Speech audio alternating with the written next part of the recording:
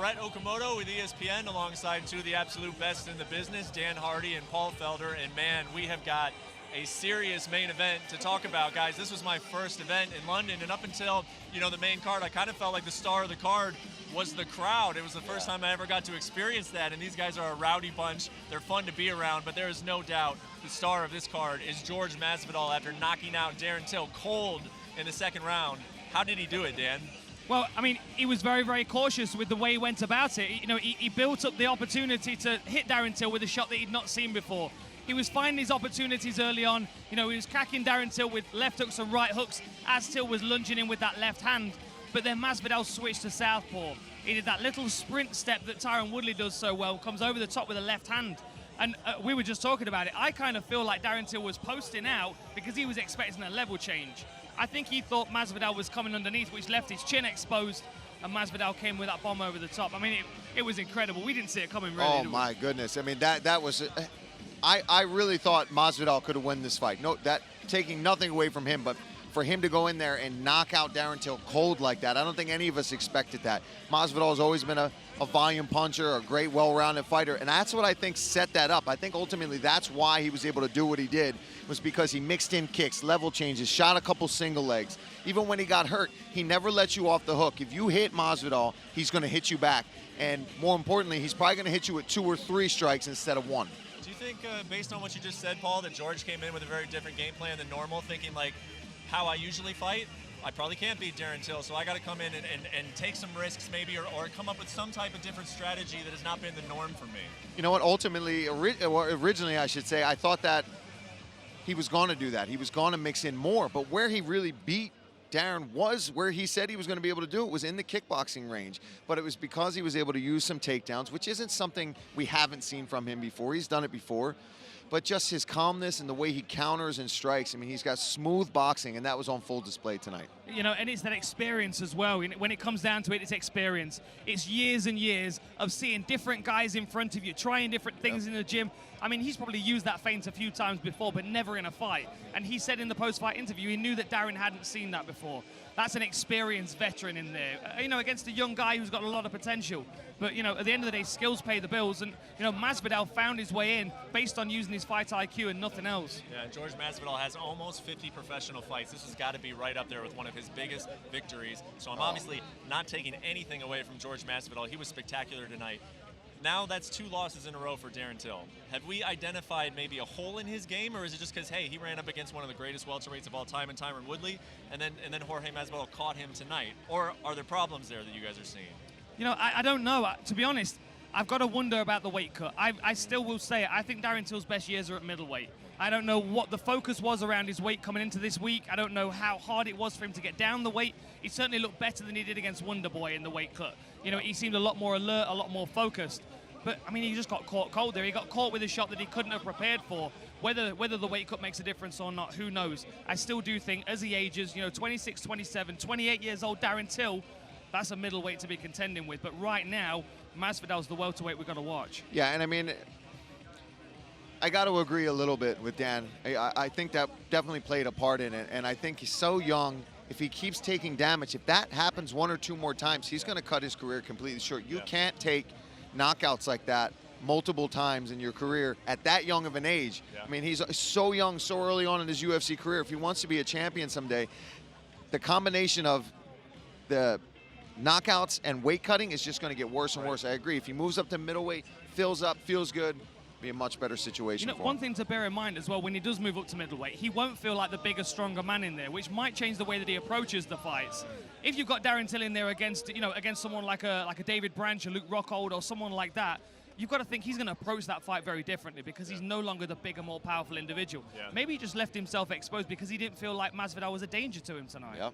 Yeah, I guess, and it's a great point that you bring up, Paul, because the very next question I was going to ask is, are you concerned about Darren Till after, you guys were about 10 feet away from him when he was knocked out tonight? Are you concerned about him? How concerning of a result is this for him, and what should be next? It sounds like you guys both want middleweight. Does he just go to the middle of the pack? Do you find him a big fight? What is the best next move for him? I think the best thing for him right now is to go take some time off, go collect his thoughts, hang out with his family, go with his coaches, and be like, okay, what's our move? But I think he needs to just relax. After what we saw, I'm a fighter. Dan's a fighter. I don't like seeing anybody get KO'd like that. That's when you're actually here and I get to see after the cameras go away from him, I'm still watching him on the canvas. So my heart goes out to him and his family. That's a rough thing to see. So I think he needs to take a break. He needs to take a break from sparring. He needs to take a break from a lot of other things. And I think he needs to really consider about what's the healthiest choice for his career, moving up to middleweight or whatever it is. But he can't have that happen, you know, too many more times. Last question on the main event. Does this change at all for you guys how you feel about Jorge Masvidal coming into this bout? Because he had lost his last two. He was going on for a 400-day layoff. I think everybody in the sport has a lot of respect for Jorge Masvidal. We weren't necessarily calling him a title contender coming into this fight. Does this result change that for you? I certainly think it does. Ultimately, it depends on who he gets to fight next. You know, I mean, Askren was front row. We've got Leon Edwards coming away with a big win as well. I would love to see Masvidal against Leon Edwards, and one of those two guys move up top 5. Then we get a title contender out of that win. I certainly feel like Masvidal has proved tonight that he's got the power and the speed and ability to beat big, strong welterweights. Yep. How he deals with the wrestling, well, he's got Colby Covington in his team all the time, so he's working with good wrestlers all the time. I feel like he's comfortable in every range in this sport, and I feel like experience plays a big part in that. Yeah, I mean, he's got the skills, and like you said, he's got all those training partners down in Florida that he's been training with. I think Masvidal needed a little time to go have some fun. He did that reality show, he went and became like a Latin American star, and good for him. He took a break and he needed it, and he came back hungry. You could tell by the shape he was in, by the way he handled himself all throughout fight week. He was happy and excited to be back here. He was great in fighter meetings. I mean, I have nothing but positive things to say about how Masvidal handled this main event. Let's go to that co-main event. Two things that surprised me about the Leon Edwards. One was the split decision. I thought it was pretty clear that Leon Edwards won that fight. Second one was that he got booed in his own home country of England. Hopefully, everybody looks at that as a solid, unanimous decision win for Leon Edwards, and hopefully England will start to embrace him after he's now won 7 fights in a row. Talk about how impressed you were with Leon Edwards and what should be next for him. Well, I was very, very impressed with him. Not only was he measured in the way that he struck against Gunnar Nelson, but he showed a ground game that we've not really seen from him before against one of the guys that is respected for his Brazilian Jiu-Jitsu black belt. And another thing that's worth mentioning, when he did come out and he was being booed by the fans, I feel that was predominantly down to the press conference where he was calling out Till. He's kind of surpassed Till in this moment, right? So he can call for whatever fight he wants now because Till's out of the picture. Yeah. If he calls for Masvidal, I think that's a very strong statement. But I would also probably want to see him call out Ben Askren or someone like that as well, just to show the confidence that he has in his wrestling game. Sure.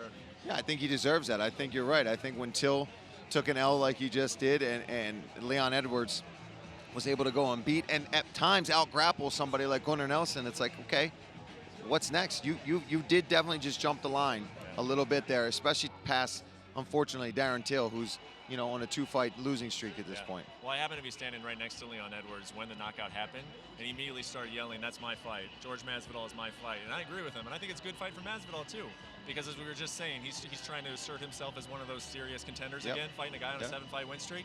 It's a fight that makes sense to me on both levels. Okay, in the third fight of the night, big light heavyweight fight, Dominick Reyes versus Volkan Oezdemir. I got to ask you guys first off, did you agree with the decision? No, I didn't. I'm not sure exactly what they were seeing, but I felt like Volkan was pushing the pace. He was using excellent head movement to get himself out of the way and land counter shots. There were times when Dominick Reyes looked a little bit bewildered and like he didn't really know exactly how to progress in the fight. I thought it was very frustrating for Volkan, but at the same time, we've got a guy that's on an 11-fight win streak now, and a guy that's very frustrated with his performance that felt like he got the win. So both guys can take something out of this. Yeah, and I it's one of those fights, I feel like I want to go back and I want to watch that one again.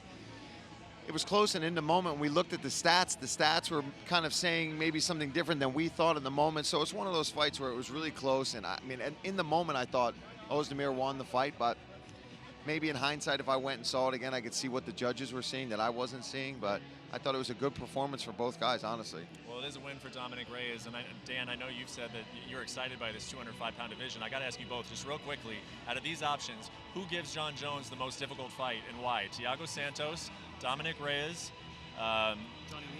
Johnny Walker, and Corey Anderson is the other end. That's a good shout. I mean, obviously, Corey Anderson's right up there. He's a real mainstay in this division, but it's the explosiveness that's going to catch Jon Jones. It is the Johnny Walkers of the division, I do feel. Yeah, I would say Walker or Santos, just because he's so unpredictable and comes at you with just a barrage of strikes, whether they're spinning hook kicks or spinning back kicks or head kicks. He's all over the place. He's powerful and he's crazy. And I think it's going to take somebody that has no fear to go in there and rush him and go in and try to get past those elbows and those takedowns and try to take Jon Jones out. Well, it's definitely a good night of fights.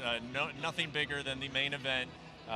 Jorge Masvidal going in, knocking out Darren Till in front of the England crowd. I'm happy we were here for it, and we are done from London, England. Thank you guys for watching.